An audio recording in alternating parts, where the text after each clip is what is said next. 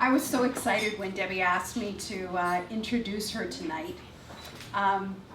Debbie and I met several years ago at a TOPS event. That's the Ontario Poetry Society. Debbie was president then, and she was president of the Ontario Poetry Society for 6 years. I was very impressed by her calm demeanor and her reflective answers. We took the very first poet train to Cobalt to the Dr. Drummond Poetry Festival. That was before they disbanded the Northlander. So we had one of the last rides up there. And in fact, later on, we did a workshop up there with Alan Breezemaster, and so that was great. And we became very close friends. She was and she is a great mentor. She is very, very supportive of poets. At the same time as she was president of TOPS, she also co-hosted the spoken word in the Sarnia area, where they would have poets come up and read on a regular, I think it was once a month, was it? Once a month. And she did that for 8 years. She's lived in Sarnia for about 25 years. She's actually from the prairies, and she's also lived in northwestern Ontario. So she's been around. Debbie is a dedicated writer who loves to research her topics. I love the way she brings new angles to a poem. In her book, Tarnished Trophies, which you'll all want to buy tonight after you hear her read. This is her first trade book from Black Moss Press. And the first poem in it, called It Starts Here, brings together sports, science, and religious ideas with the idea of planting competitive seeds, maybe God or scientists, planting these young runners, comparing them the starting pistol when they take off for their run to the Big Bang of creation. She also has a great love of alliteration, and in workshops when others might say, no, it's got to go, Debbie and I would usually agree that it should stay. In one of her poems called Miss Laura's Misfits, she talks about the suffocating stuffed darkness. I just think that's such a beautiful image, and it's just a great alliteration too. She wrote another poem for Peggy Fletcher, who some of you may know. The Spirit of Peggy Fletcher was the name of the poem. And I love the lines, she swirls in pine-scented clouds and slips metaphors inside your ears. Debbie's a really prolific writer. In the time that I've known her, she wrote 100 poems, 100 sports poems for Tarnished Trophies. That's the topic of the poems in there. And the interesting thing there is that Debbie doesn't like sports.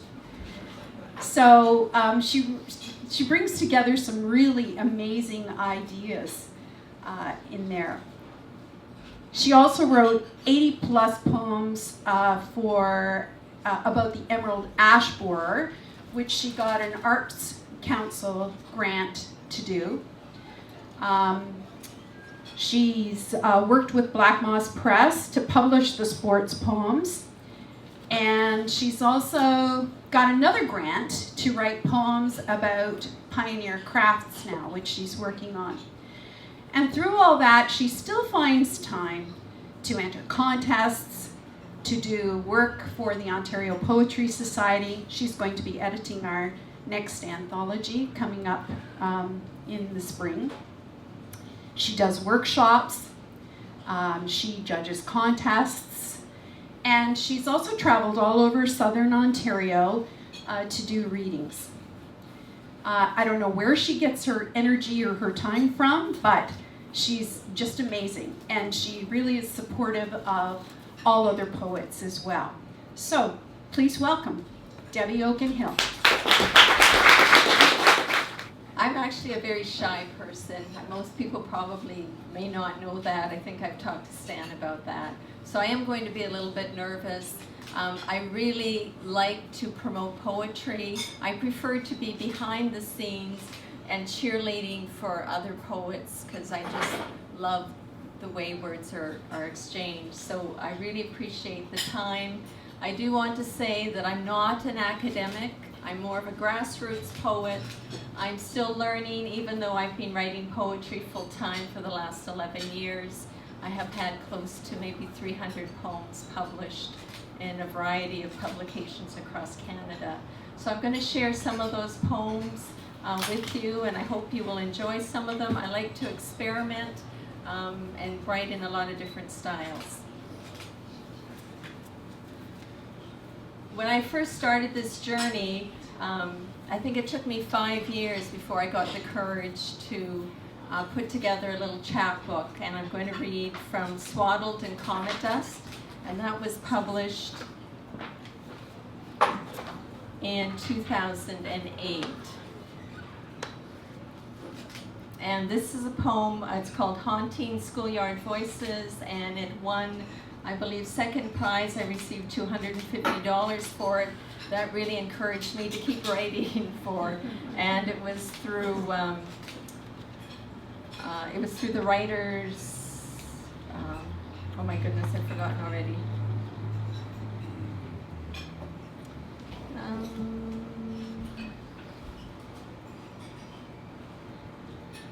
Yeah, it was second place winner in the adult category for the 2007 Dan Sullivan Memorial Poetry Contest.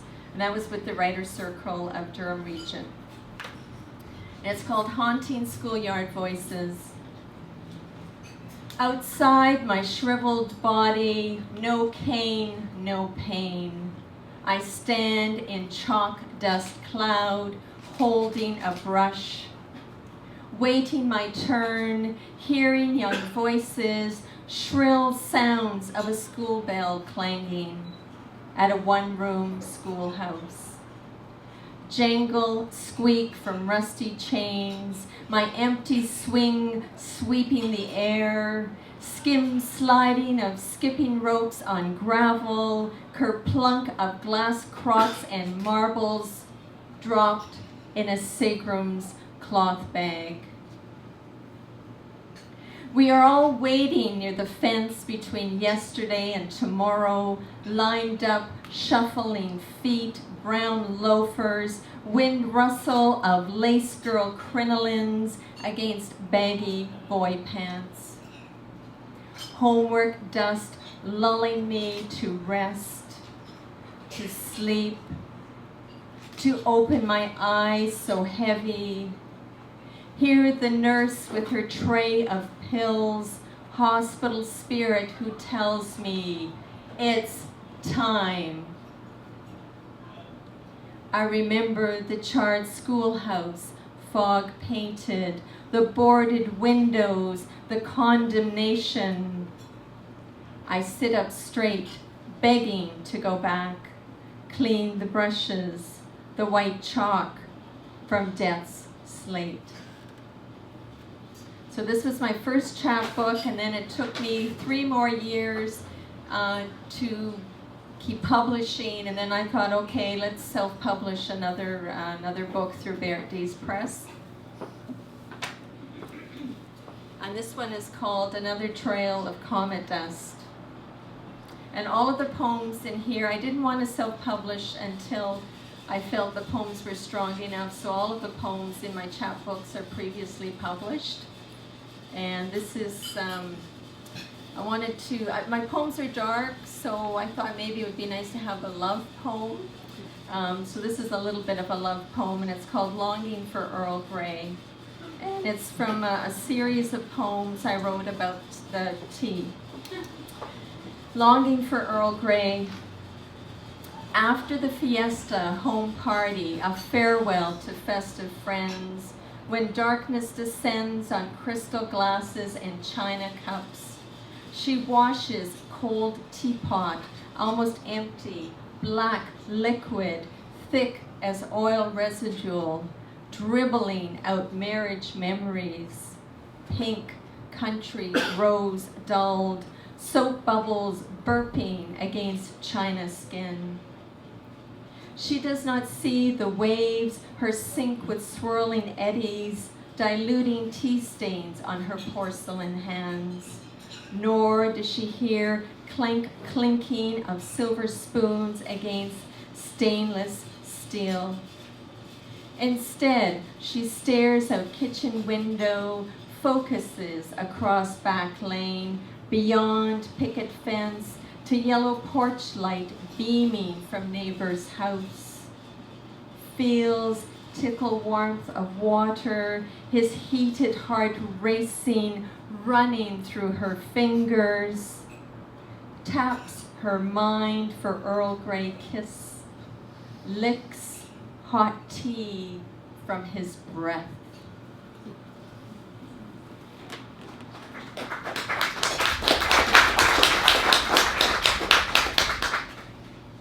You don't have to clap.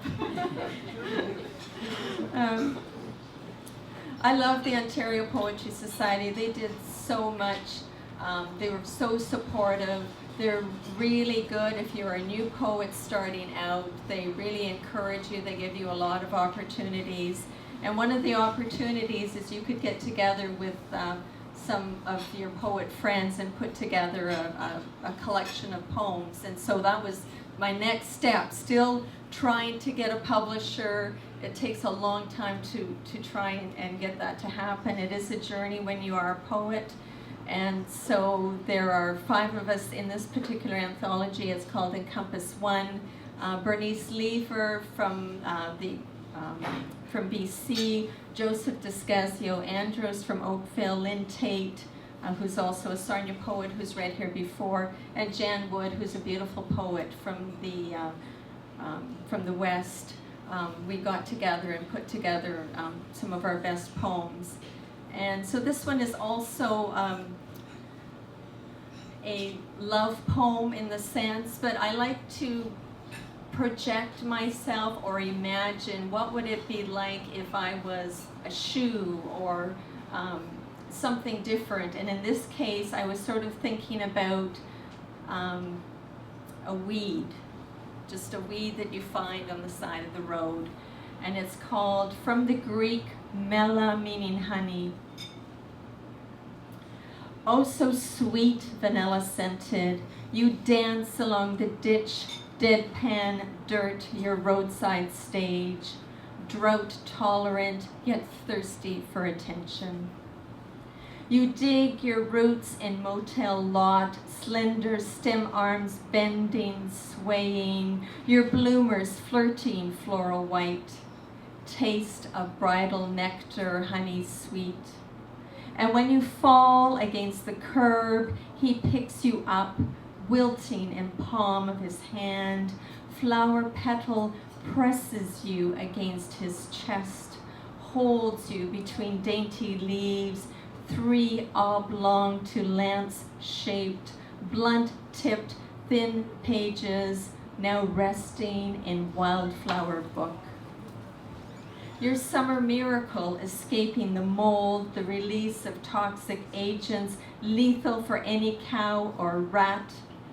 And when nature's music pan flutes its song, he whispers your name, Melalotus alba, something Greek, something special, for the wind-blown memories, for you, his love, his sweet clover dancer. And there's a love poem about sweet clover.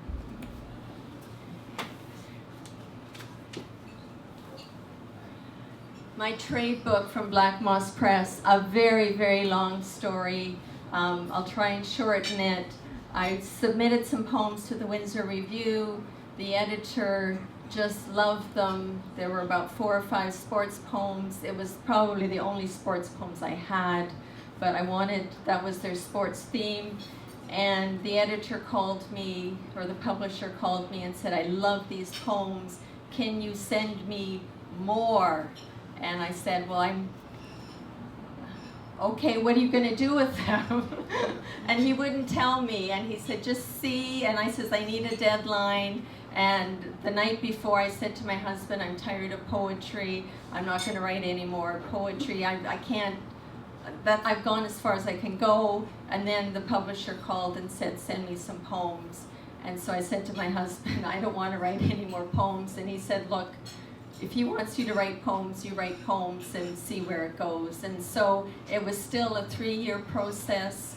It took me 3 months to pump out, I think, 100 poems on sports.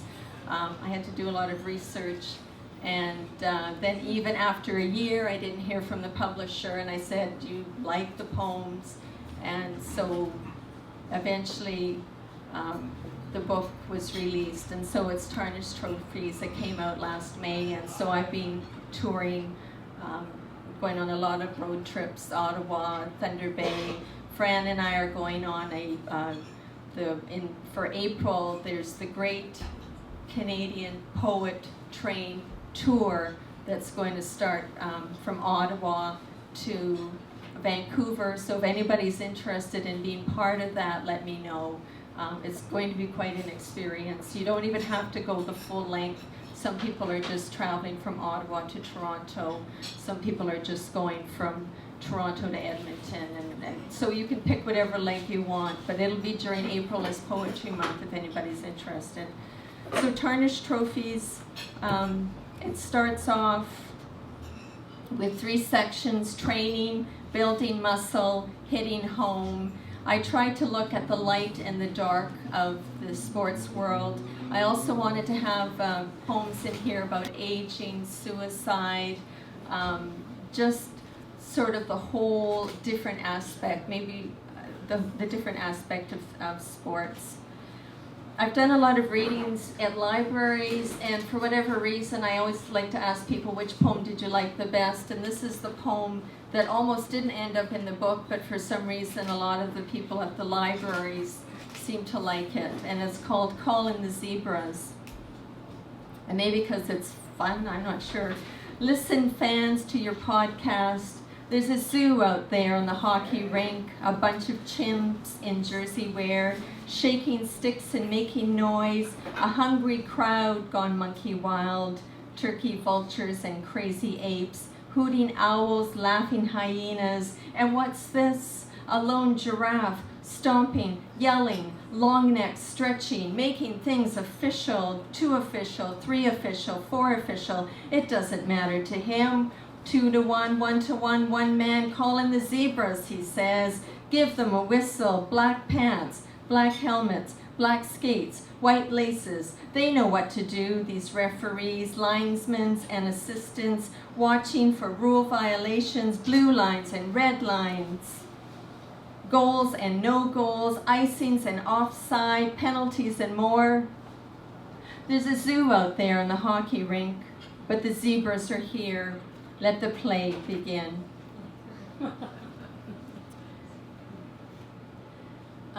I didn't want to read any of the poems that were posted online because everybody can read, but this is one of my favorite poems, and it's called Spilling Warm Lemonade, but it also appears online as well. Spilling warm lemonade.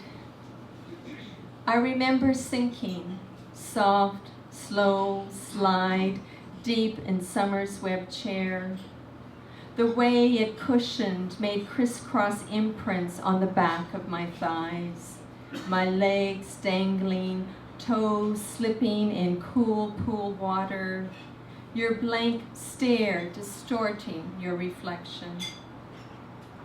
You were angry that day, spilling your warm lemonade, not saying a word, kicking your thoughts against wooden fence.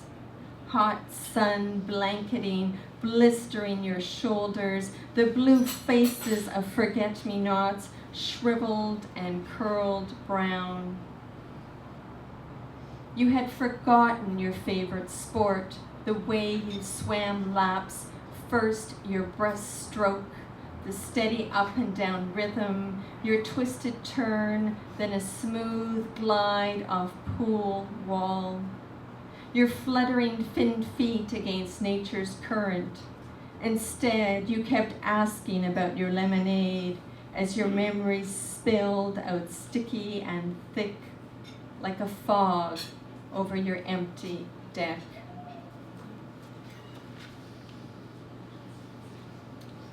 There's a lot of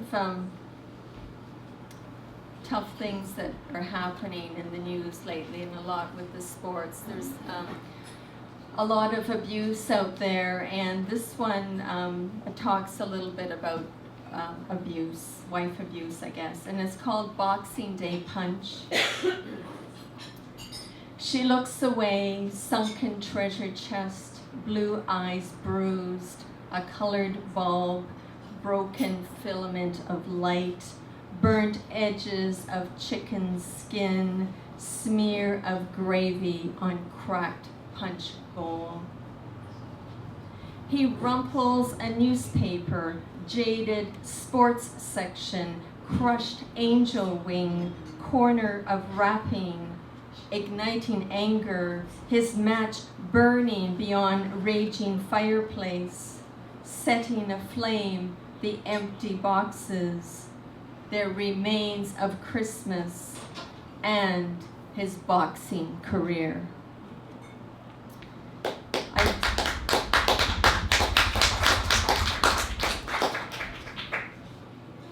I didn't want all my poems to be dark and negative. So here's one that's a little bit lighter, and it's called A Saline Solution. Like ointment, aloe vera, you sprinkle salt, white crystals into an enamel bowl of tepid water, coax me to dip my athletic foot, torn flesh ripped by nail, into warm solution. A silky soft flow of liquid, washing red blood memories, sealing, healing the wound, the image of Japanese windsocks, wrapped loosely, flying high, navigating south winds, good luck and longevity, now walking above clouds. So that's Tarnished Trophies. It sort of starts with the race, the click of the stopwatch, and it actually ends also with the click of the stopwatch at the end.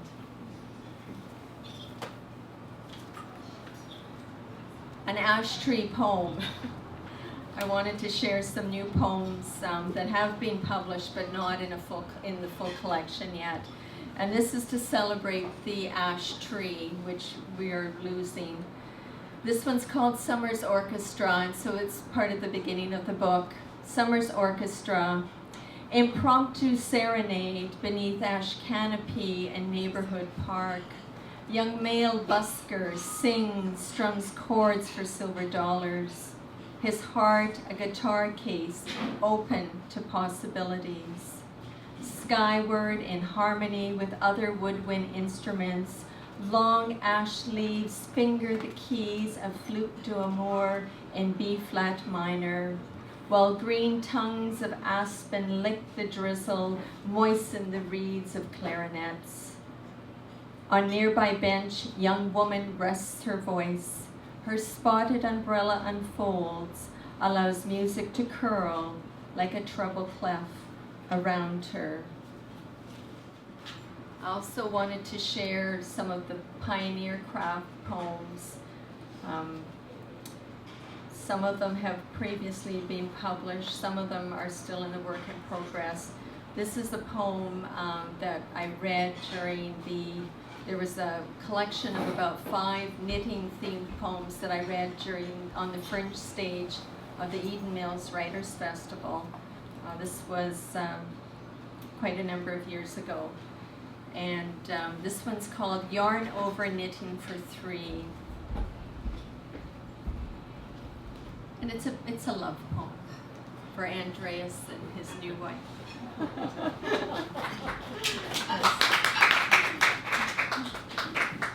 Well, maybe. Yarn Over Knitting for 3.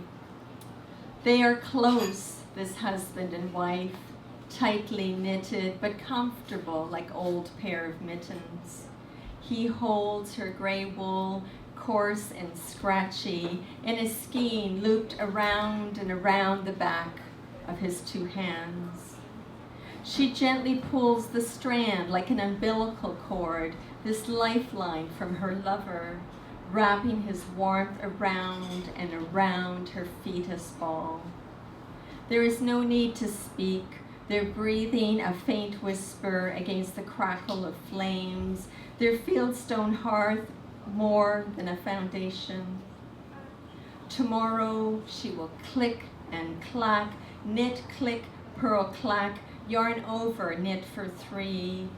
And he will smell the scent of lavender, watch how her rosy cheeks might shimmer glow, her sweater stretched as her stomach grows. So I'm not implying that, I don't want to talk about their sex life, so anyways, so I did want to dedicate that somewhat to the two newlyweds out there.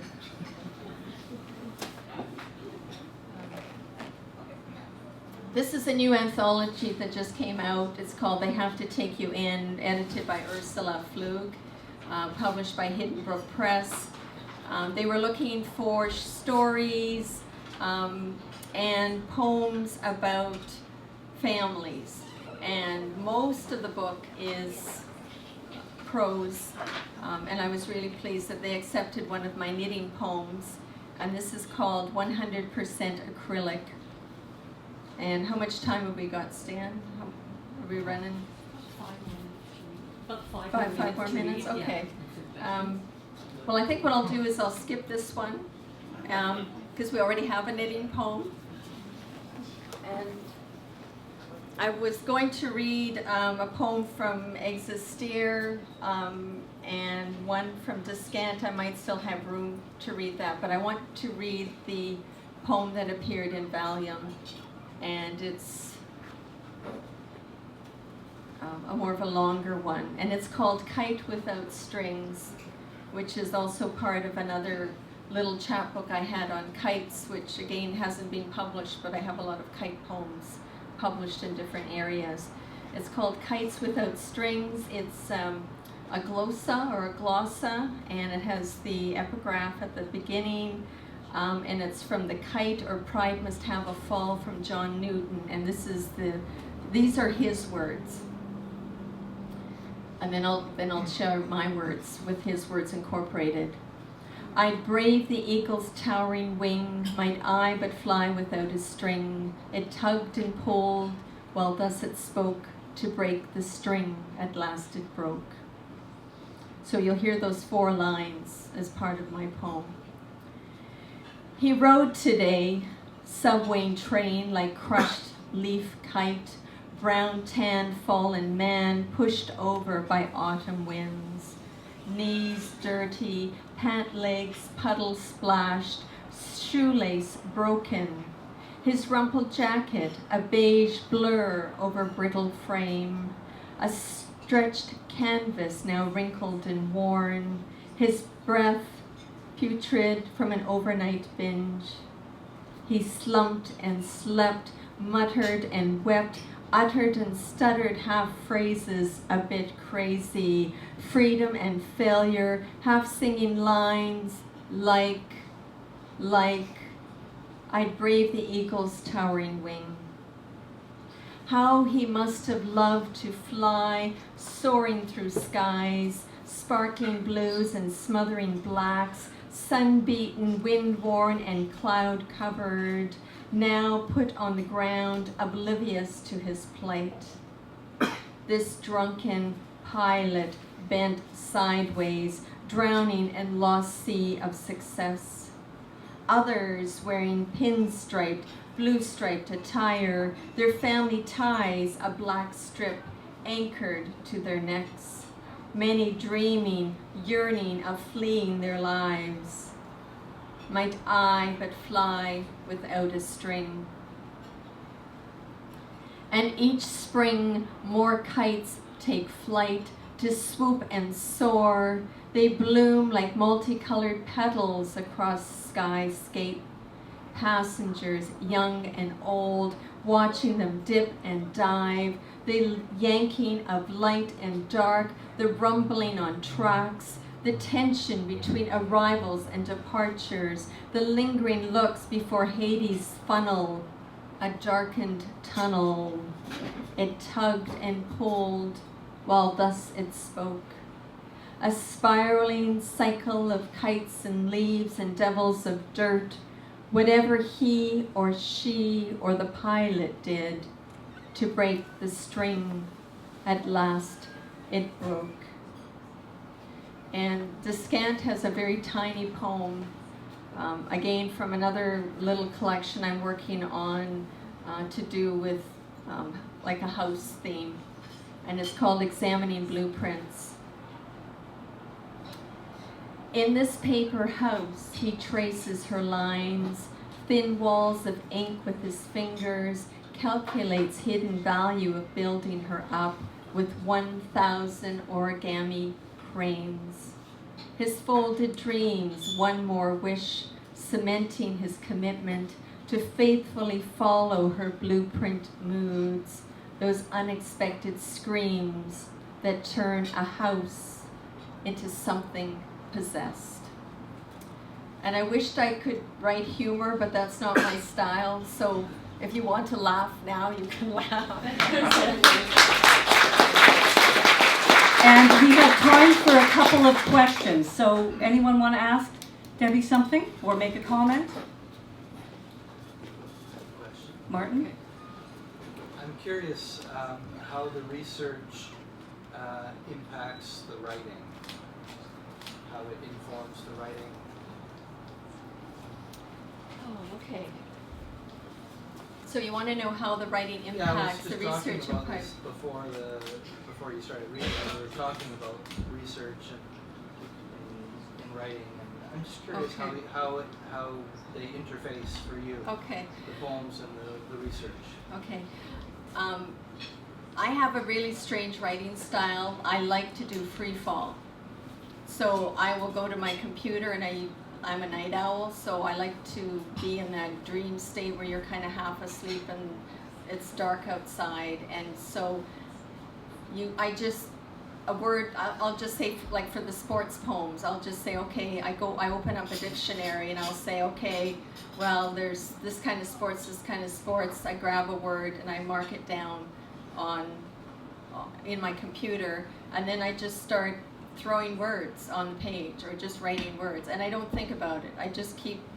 I let kind of the muse just kind of take over, and then after I've got sort of a skeleton, then I'll rewrite and rewrite and rewrite and rewrite. I cannot write in my head. I have to write on paper, so I constantly do that.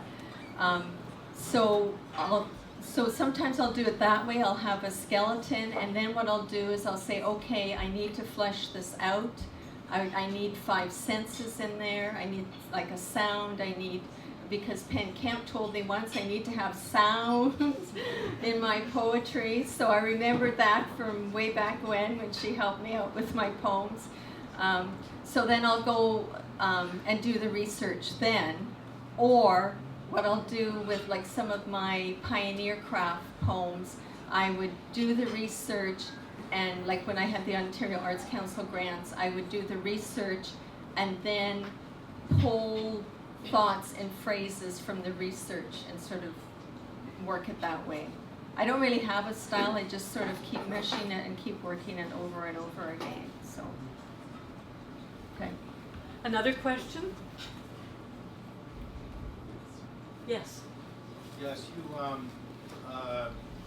referenced the fact that you were about to quit writing poetry, and I Yes. found that interesting because you have such, prodigious output. It seemed to be a remarkable departure from your journey to actually consider giving it up. And I wondered how serious you actually were at that time, and Well, why. Okay. When I was growing up, I wanted to be an artist, and I was very obsessed with art. And I would go through the newspaper and clip all these little drawings and try and pretend I could imitate what other people have drawn. And so when it came time for me to decide what do I want to do with my life, I realized my artistic skills weren't as strong, and you couldn't make a living out of drawing or being an artist. So then I decided to focus on the writing. And for the longest time, I was a journalist, and for the longest time, I was involved in promotions, which is why I still like to promote versus being on stage. I'm not comfortable being on stage. I've taken theater lessons, but I love to promote other people. I'm a shy person. I'm an introvert. This is pushing me outside my comfort zone to do this kind of thing. But when I decided I wanted to stop doing the promotions and stop doing the journalism, I wanted to write the novel. So I started writing a novel, went to a writer's group, and they said, well, start with short stories first so you can learn the craft. But when I brought my stories to the group, they were the ones that told me, you are a poet. And I fought that because I didn't like poetry. I fought that. I really didn't like poetry. But it's because I never, and I keep telling people, if you don't like poetry, it's because you haven't met the right poet and you haven't read the right poem. So I started reading poetry and I realized I like poems. But that's why I sometimes want to quit poetry, because way back when my goal was to write short stories, and that's probably, but I'm still struggling because I find I have more success. I've had more success with the poetry. So sometimes, and Kevin and I talked about that too. It's the journey. Sometimes you have to trust the journey. You just have to, you know what you want to do, but maybe some higher up muse is telling you, try this venue. And it's been a wonderful journey. The best part is just meeting the people, traveling, and I just love that. Even just, I'm looking forward to the open mic and hearing everybody read, because that's where I get my enjoyment from. So I don't know if that's answered your question. Yeah. Okay. One more question? Yeah.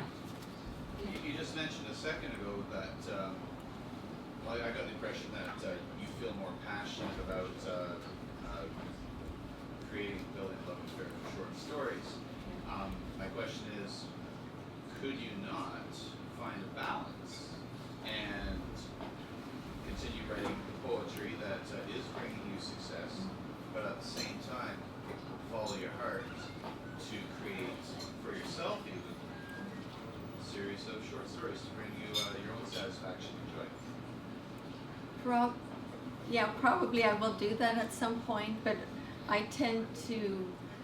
I'm a very detailed person, and because I like to see my projects completed, I have so many poetry manuscripts sitting in the drawers that I want to see them out there, I think, before I'm ready to start something new. Like my husband keeps saying, what are you doing with all this paper in our house? You know, so I think I just need to go.